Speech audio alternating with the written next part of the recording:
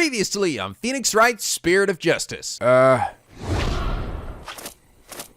the? Oh, what the hell? Oh my, what the? Oh my God, she turned to Ursula. And now back to channeling people. Hello! This is NicoB, back with some more Phoenix Wright, Spirit of Justice. We last left off, oh my God, what a fucking transformation that shit was. My brain still can't handle it. It's so like, she's so gross looking now. She's so evil looking. Oh man. Isn't it funny how just a few episodes ago I was like, I don't know, I'm not totally sure she's completely evil. No, most definitely is, yeah. And hilariously enough, she's probably gonna end up fucking herself here, right? Because she'll end up revealing some shit that's gonna point to her being the one that they're responsible for fucking everything. And then Khura'in regime will fall. But we also had a really sweet moment with Rafa. I thought it was really well handled. I don't know, they did a really nice job with Rafa's arc, I think. I mean, of course, she hasn't actually done the Divination Seance yet, but I'm hoping that this was successful. I don't feel like shit if she ends up failing this one too. Oh, well, I guess we're dead, Apollo. Damn it! That's what I get for trusting people. Fuck! By the way, on a quick update for the Council of Voices, I am making good, steady progress. I have a total of 12 minutes finished now. So I'm about almost halfway there. I'd say the full thing will likely be about a little over 30 minutes. So yes, that should hopefully come out fairly soon. I know it's probably been a little tough for you guys without the usual daily video, but I appreciate your patience. I promise the wait will most definitely be worth it. But all right, well then, let us proceed with the Divination Seance. Victim's final moments should be interesting. Please, please, be beneficial to us. Don't make me have to fucking beat this shit out of you, you dead asshole. Wonder what Inga's memories are going to show us. Okay, Rafa, I love you dearly, but we have seen this enough times, and they're just not different. Oh, holy, let the eye, oh, yes. Oh, holy! Okay. I kind of wish they had, like, done something with, like, each dance that was a little different, but... Nah, they seem to pretty much all be the same. Then at least give me a reason to actually sit there and watch all of them. Okay. Grapes, incense, sour... Oh, actually, I'm wondering. Okay. Footsteps. I wonder if we'll get an indication of if he has, like, prosopagnosia, like a man's voice.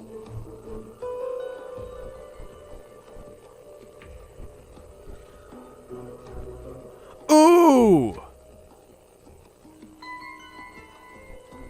Wait, what?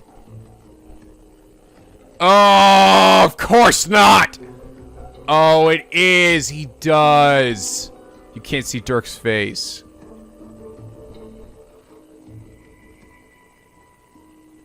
Laughter, yeah. Okay. Okay. He does! Hey, how about that? I can't believe it! I did not think we'd ever see that shit again. What in the... Prosopagnosia. It makes his epic return. Wow, okay.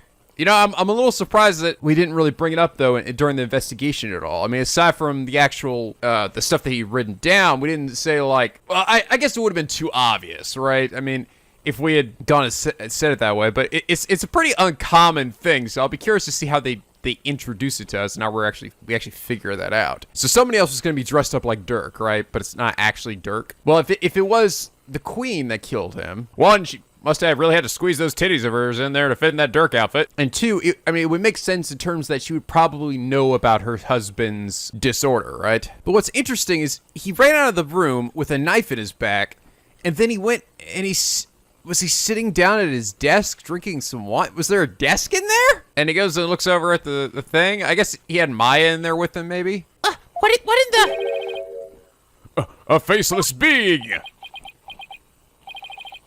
What the heck? His face. It's just like... Yeah. That picture of the founder. Is that going to be related to it as well, then? Somehow? I think it's the last thing anyone expected to see. Oh, Father, What was it? What was it you saw? Are we to understand this was the victim, the last thing the victim saw? Yes, there could be no mistake. That was what my father himself witnessed. But he suddenly felt pain, right? Why did he? I mean, I would have imagined that the pain that he felt would be a slow incoming, right? Oh, maybe the knife got pulled out. That's the point. And then that's when the blood started coming out. I'm kind of surprised he would have felt pain then and not before, though. How very strange. You don't suppose the Holy Mother possessed the accused and slew Mr. Inga for planning a coup? Yeah, she dressed herself up as Dirk. Far breath, the Holy Mother! Oh, Holy Mother, we're ever grateful for your stupid blessings. Talk about a sharp left turn into the Twilight Zone. You know, there's one thing in there that caught my attention. What kind of wine was he drinking? Just one, Apollo. It's like 30 things for me. Yeah, laughter. That laugh. Who's it belong to?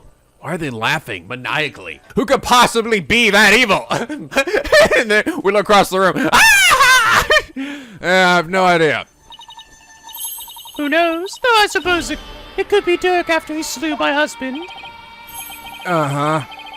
But that figure didn't even have a mouth. Oh, I think we're done here, lawyer. How so? You claim that Minister Inga was stabbed in his private quarters, and, feeling no pain, went to the tomb where he eventually fell dead.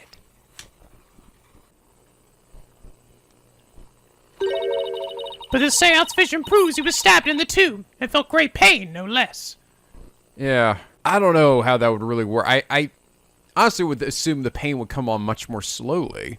He wasn't stabbed anywhere else, so it's like I feel like even if the knife was pulled out, he wouldn't have noticed it. But maybe because it was sitting in there for a bit, and then the drugs were off, and then when the feeling of getting it pulled out hurt. I don't know. Oh, slow reaction there. I had to load for a second. That. Therefore, as I have said it all along, BOOM! It was the accused who stabbed the minister in the tomb. Everything just backfired. Big time. Wow. Grows the devil's own luck, doesn't she? I'm pretty sure she's just the devil. Now then, I shall give voice to the soul of the deceased. Listen well and heed these words. Okay. Insight. You know, I've kind of liked the insights of this game. I don't know. I mean, it's definitely a big step into the supernatural. I mean, we've always had a good amount of that in the Phoenix Wright series, but as an actual gameplay mechanic, aside from like the Magatama stuff, right? This is a pretty big step. But it's interesting and it's fun. Rafa's insight. At around 3 p.m., my father was waiting in the tomb to make the hostage exchange. He was drinking grape juice while gazing upon the picture of the Holy Mother. Ah, yes. He was drinking grape juice. Was it really necessary for Capcom to censor that shit? We can have murder, but we can't have alcohol. Or that's just Rafa being silly. He had been waiting vigilantly when suddenly he heard Dirk's voice. The next moment, he was stabbed in the back and collapsed. My father tried to shoot his attacker, but he missed, and the attacker let out a laugh. Like the demon lord he is.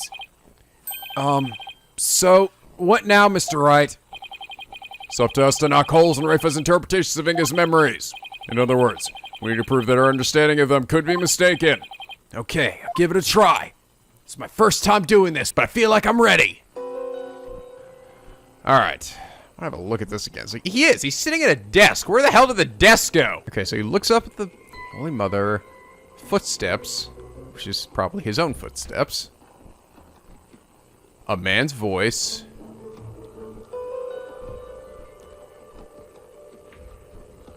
Is it his voice or the person behind him? Okay. I'm thinking the knife must have been pulled out, but I just don't know why he wouldn't have felt it then. I was about to say that dot normally on Dirk's head? It is on his head. It's a pimple! explosion. Oh, the explosion must be the gunshot, I guess. I should argue against the grape juice. That's not grape juice, Rafe! Can I point out that it doesn't say specifically Dirk's voice? I don't know if it's ever really specific, though. Objection! I think that was it. Yes! Alright. Benevolence seems to be an inconsistency in your interpretation. An inconsistency? Where? Where, Baka? Mr. Inga is far too relaxed for what was supposedly about to take place. Yeah. When he heard the voice you claim is Dirk's, he didn't seem the least bit alarmed. He just kept looking at the picture of the founder. Okay, not quite the same reason, but whatever. That's strange, right? He was waiting for Dirk to arrive at the Founder's Orb. But when he heard that voice, he didn't even turn to look. Don't you think he would have been worried about being attacked from behind? Then whose voice was it? Blah. It's likely someone whose presence wouldn't have alarmed him. Someone like a friend. But there was no third party at the scene of the crime. Therefore, the voice can only have belonged to Dirk. Voice of a third party who wasn't there in the tomb. Apollo, do we have something that could reveal the owner of the mystery voice? You know, I think we do. Something that Inga had while he was waiting for Dirk. With it, we might just be able to figure out whose voice it was. I believe we can identify the male voice Mr. Inga made with her with this. Oh, the phone, right? Yeah. That's my father's. I know it's supposed to be hard for you, but you please look at this photo.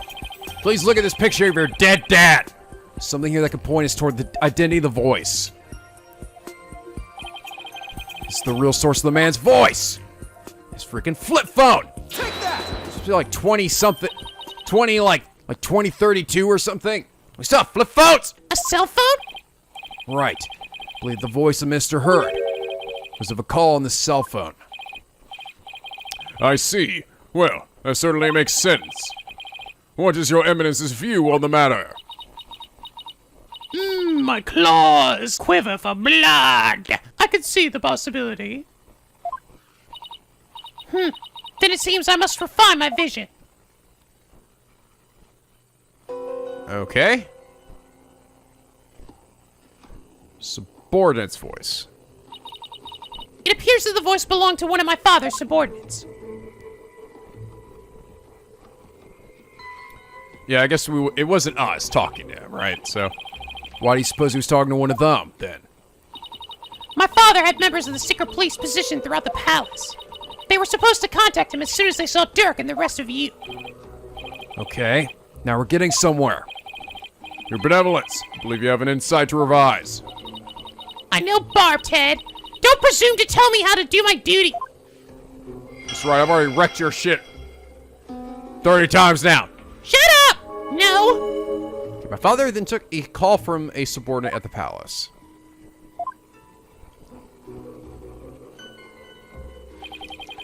So the voice was coming from the phone. That's good to know. But there might have been other sounds coming from the phone. Sounds that could be clues. Let's take another look at Rafa's insights. Really focus on the various sensations. Okay, I think I'm getting the hang of this now. Okay. I like Rafa's finally not, like, throwing a big old hissy fit every time I shoot the shit down. Lions roar, a dog's bark. The lion's roar's gotta be the war bad. Right here. Objection! Gotcha! There was a line in there with it! I had to break to you your benevolence, but you misinterpreted something again. What do you mean? I can't! Damn it! Smooth move, Apollo. Think you just hurt her feelings. I don't give a fuck, Mr. Wright. There you go. Yes, good. Apollo, become the asshole you were always meant to be. She may put on a brave face, but she feels more than she lets on. I know. Let me phrase that, your benevolence. You fucked up. Your dad's dead and it's all your fault.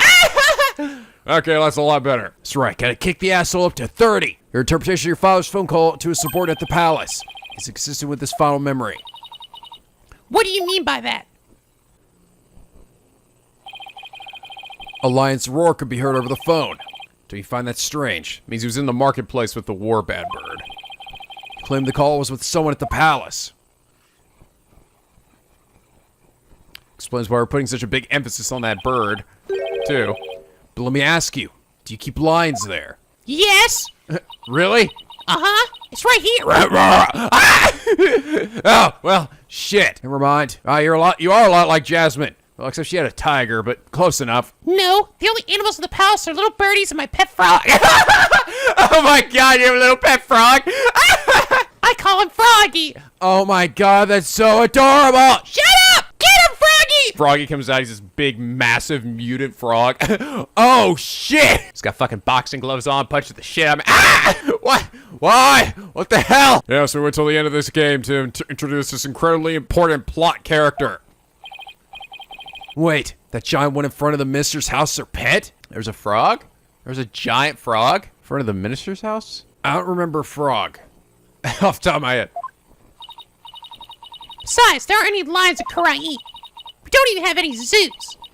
A rather sad state of affairs, I'm afraid. Ugh, this country sucks! Well, I remember hearing a sound like that. The lion's roar coming from the phone is actually from something hanging out in... The jungle! Welcome to the jungle! We are fun and games! You know, technically that is right. You could have been talking to someone in Africa or something, you know? We don't know. Temple. Albie can do a really awesome lion impression. Okay, I'm kidding. Stop digging around, Apollo! Isn't it the cry of the warbat over in the bazaar? Ah! I had a lot of good conversations with that bird, so I know for certain. Your benevolence, do you think you can clarify the voice for me? Very well. I will now attempt to further refine my vision. Ah, there we go. Warbad! What's this?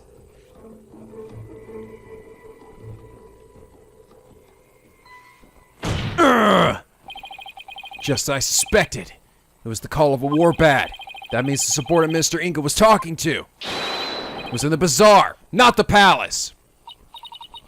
But why is it important where the call came from? What significance could it have? She's right. It's important to know where the call was made from. It's very important. Of course it is! It's actually very important. Knowing that the person on the other end was at the bazaar means that the loud explosion might not have been the sound of a gunshot. But I can think of no other item that makes such a noise in the area. Hey, the warbat did that too. It's like the, is it a mockingbird? Is that what it was? The one that actually, like, mimics, like, it mimics other bird sounds, but also, like, random ambient sounds, too. It's really amazing. Like, the sound of, like, a chainsaw or the shutter of a camera. It's like, oh my god, and he does it perfectly. It's so cool. Go ahead, Apollo. Tell her. Tell Rafa the real source of that sound. Will do. Well, Hornhead, I'm waiting. What was the true source of that explosive sound? Oh, the firecracker. What is that? It's a piece of paper. I'll be your guide's statement. In it, he claims that Dad Cerebral threw a firecracker at him while he was at the bazaar. Then? Yes, the sound heard over the phone was a firecracker exploding. Objection! And yet, a bullet was found at the scene of the crime. A bullet fired from Mr. Inga's gun. How do you explain that? Well, the person who killed him could have just shot the gun and then put it back in his hand. Well, we don't know whether it was fired during the course of the crime, right? Or do you have evidence that proves when the pistol was discharged? No, I have none. Wait a second. That loud bang was a firecracker. And could that laugh at the end have been... Dats? So wait, who is he talking to? Was he talking to Dats? No! It can't be! Oh, can. And it is. The laugh came from none other than... The Joker got a kick out of Starling, albeit with his dragon shot snaps. Happy-go-lucky Dad Cerebral! What? Someone should really put a leash on that guy. He's like a tolerable Larry to me. You know? I don't know. I find him could be considerably funnier than. I shudder to think how one man could be the cause of so much trouble. Ah! He said the audience is laughing. Hey there, HAPW! Y'all thank me later. You shut up, Dance! No one asked for your commentary, Mr. Terrible! Your benevolence, do you need to revise your insight? It would appear so. Insight revised. Okay, my father then took a call from a subordinate at the bazaar. Okay, so there was just someone at the bazaar and heard Dats laughing. The true source of that lab bang was the firecracker that Dats threw. And that final laugh belonged to none other than Dats himself.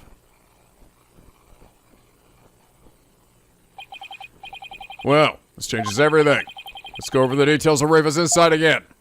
Okay. I think I've got this down now. Time to find another inconsistency.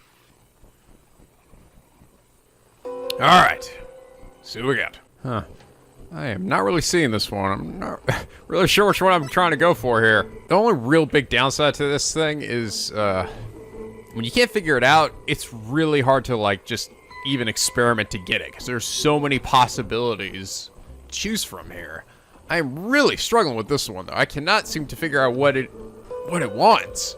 Oh, of course. I'm so stupid. He said at around 2 p.m. We're saying in this thing here at around 3 p.m.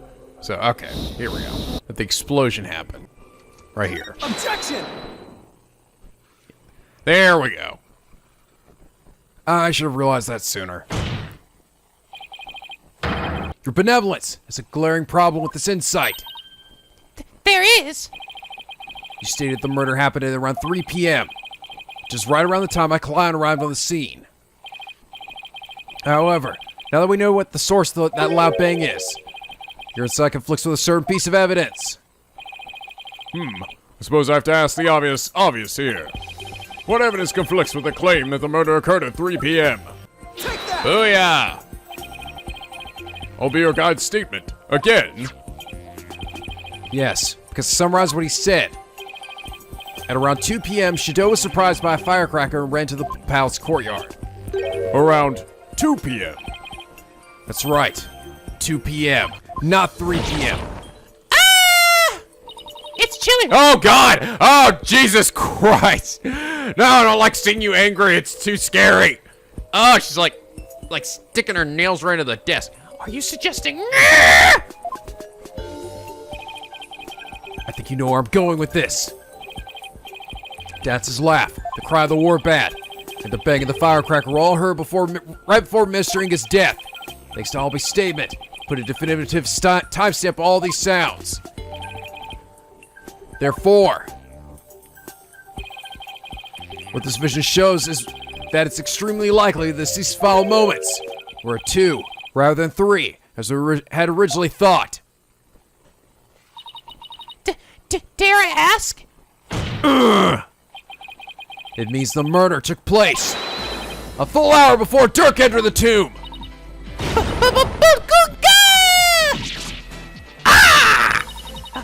How can this be? Are you saying that I, the very personification of the law, have been mistaken? No! No! These... She knocked her fucking claws off. Ha! I knew those were fake! Now I see why justice will always prevail.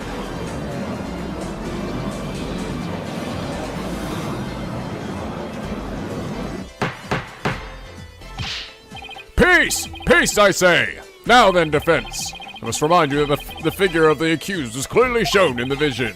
How do you explain that? Blah! I wouldn't say it was clearly shown. After all, the figure didn't actually have a face. Ah, you're absolutely right. But a face. We can't be certain of who it was. Furthermore, I need to remind you that if the vision is from 2 p.m., Dirk was still with me and Mr. Wright.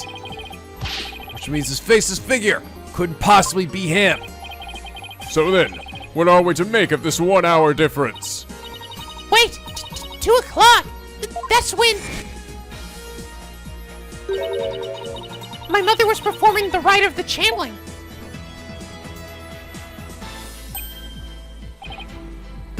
palace guards had all been reassigned to guard the channeling chamber for the rite. Don't tell me. Okay, so it couldn't have been her. She does have an alibi for that time. The royal residence. It would have been virtually unguarded. Which means the real killer could have easily slipped unseen into the mayor's tomb. Defense, are you saying that this is someone disguised as the accused? Blah. That's exactly what I believe, your magistrate. Objection! Preposterous. Disguises cannot deceive the memories of the dead. But the face did not appear this time as mere happenstance. Had it appeared, such subterfuge would be clear as day. He's got a point there. Anyone who knows about the Divination Seance would have tried to hide their face.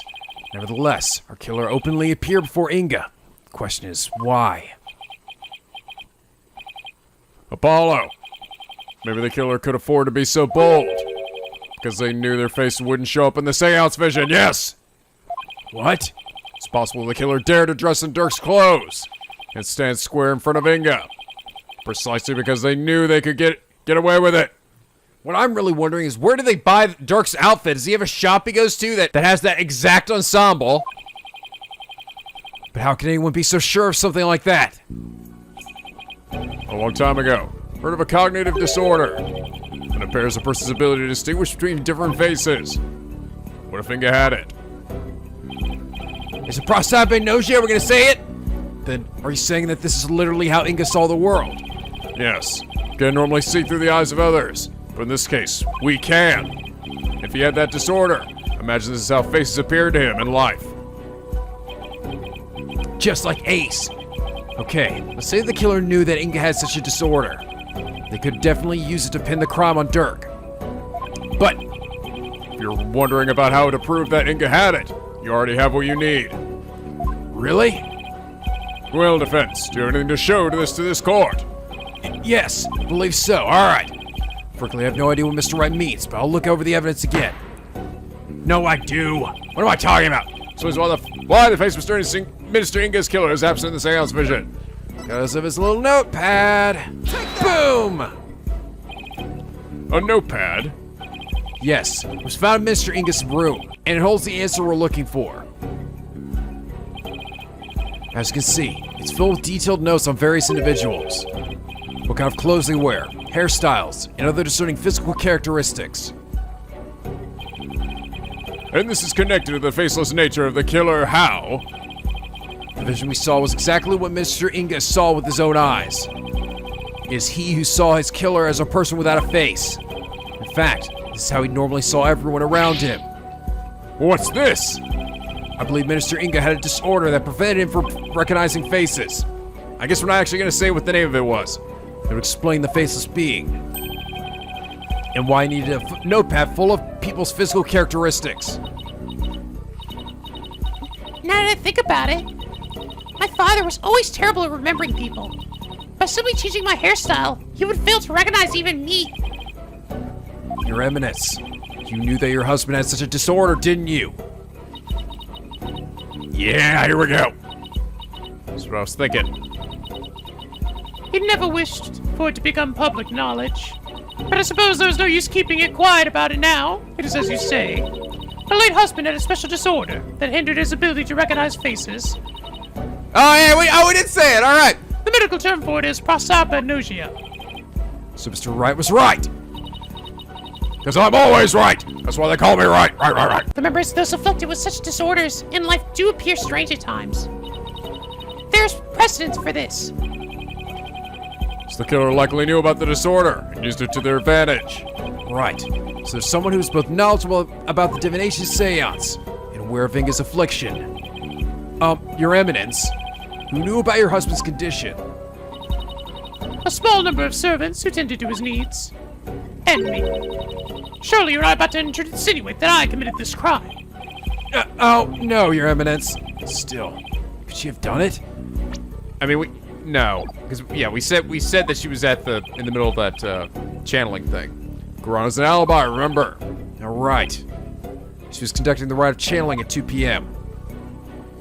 So then I guess it's gotta be Amara. In that case, but Why would Amara set Dirk up? Your Eminence, does Nana know about Mr. Inga's disorder? Of course she does. She was our head servant. So as head servant, she knew about Mr. Inga's condition. And as the princess's personal attendant, she's familiar with the Divination Seance. If these two facts together don't make her a possible suspect, I don't know what would. Objection! You witless lawyer. How quick you are to forget the facts. Facts like, When Inga was last seen alive, you claim he was slain at 2. Yet that is impossible. For Rafa saw him at 2:30. We did completely forget about that. Yeah. Somebody else dressed like him? I fucking no idea. no, there must be some mistake. Maybe that was her. Oh. Maybe that was her. That was, dressed like her husband. So, like, when she ran out of the room, that was actually, Khura'in channeling the now deceased Inga. And then she, like, put on his outfit and then ran out of the room. Yeah. That's the only thing I can think of. So you see, the murder could only have happened at 3 p.m. The hour Dirk entered the tomb. There's no other answer to this puzzle. Why don't we ever get to make up answers like Khura'in makes up laws? Guess it's back to square one. Where do we go wrong? I don't think we're the problem. Just seem to be short one piece of the puzzle. Our deductions are so far explain everything to a T. Everything except for Inga's sighting at 2:30. I see. Without the final puzzle piece, all our deductions fall apart. Apollo, Inga's sighting is the only anomaly. Just have to figure out a way to make it fit into the bigger picture. Time to think outside the box then, right? Trying to turn this case upside doodly. Let's see. It'd be impossible to see Inga walking around after he'd been killed. But what if there was a way to make people think he was alive, even though he was dead? Like a way to make people witness the living dead. Yeah, here we go. Sounds like some kind of TV show. Things like that don't happen in real life. Oh wait, yeah they do! Because this is Japanifornia, baby! And Khura'in. Apollo, you do this. I just farted! I did! I figured it out. I know how to make people witness the living dead! Your Majesty, our deductions weren't wrong after all. Despite Mr. Inga being murdered at 2 p.m., he was seen heading into the tomb at 2:30. And I'll tell you how now. I certainly hope you will, because I have no idea what you're talking about. Even though I live in a kingdom where we do this shit a lot, right? We talk about channeling people all the time, but whatever. Fuck that. God, you people are stupid! Someone disguises him. Someone channeling him. A ghost or a clone, yeah that. There's the deceased being channeled. It's the only way a man who was already dead could have been seen by her benevolence. Channeled, you say? That's right. And there are only 2 people capable of spirit channeling here in Khura'in.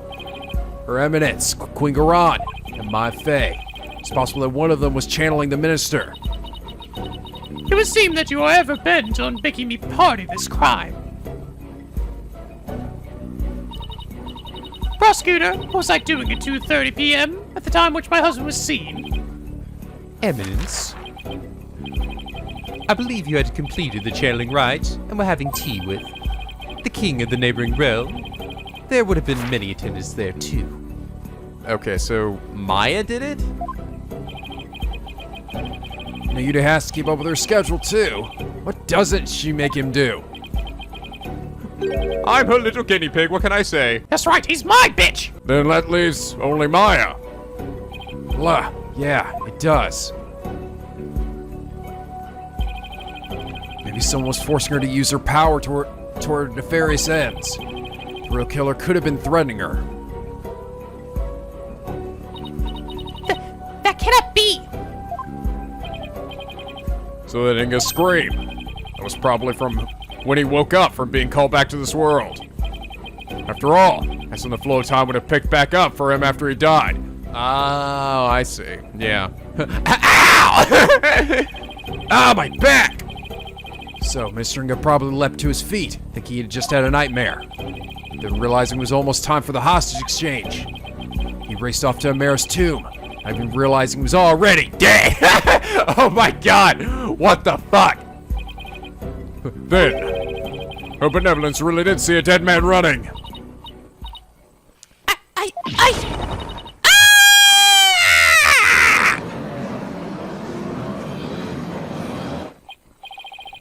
Using the sacred power of spear chilling to commit a crime. How can this be? The defense calls Miss Maya Fate to the stand. Maya's dead, Apollo. Well, Your Eminence, will you allow a new witness? It matters not. Either way, this lawyer shall soon know the truth.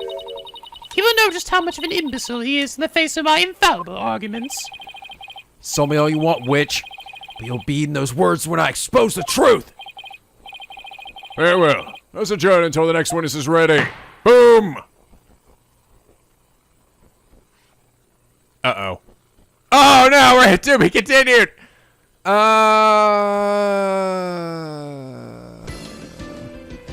Shit. That is... Oh, it's in a weird place. The problem is I spent a really long time trying to figure out that one that I was struggling with. And I know when I cut that out, I probably spent like 20 minutes trying to figure that one out. When I cut that out, it's It's going to be a short episode. But at the same time, it's like... If I go on any further, it's just going to... I mean, there's no way the next part's going to be like 15 minutes or something. So, yeah. I think I have to end things here for now, guys. Hopefully that's all right. I know it's probably like going to end up being a tiny one, but it happens, all right? Blame the to be continued in this game. God damn it. They always sneak up from behind and get me. But it seems like... So someone forced Maya to become just Mr. Inga, probably to throw off our alibi, right? To make us think he was still alive. But who would have done that? I mean, would it have been the queen herself? Or if Inga have done it? But no. I mean, he wouldn't have run off like that. Because then he would have assumed, oh, I'm going to die here in a second, which I don't think he was intending. So it had to be the queen that forced her to do it. A lot to still figure out. But anyway, guys, hope you all enjoyed this episode. If you did, please leave a like and a favorite. And subscribe if you're not already become a picky penguin. For the SLP, where the days are always sunny and the vids are always funny. And as always, guys, till next time, stay classy.